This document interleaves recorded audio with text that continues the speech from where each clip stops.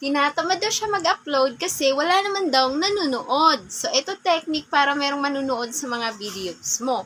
Ang gagawin mo kapag may dumaan sa wall mo na mga video ng mga content creator, lalo na kung sila ay naka-follow sa'yo or ikaw ay naka-follow sa kanila, mag-comment ka. Kasi alam na nila kung ano yung gagawin doon.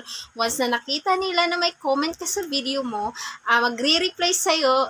And then, pupunta din sila sa mga post mo and mag-comment din sila ng mga comment na related sa mga videos mo.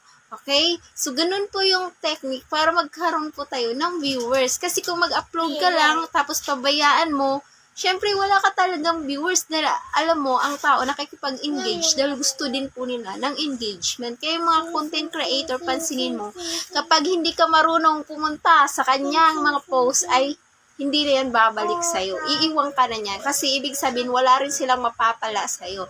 Kasi dito sa pagko-content creator, dapat mapagbigay tayo. Huwag tayong madamot. Dapat magtulungan tayo para tayo lahat umangat, walang maiwan. So, yun lamang po. Maraming salamat sa panunood and God bless po.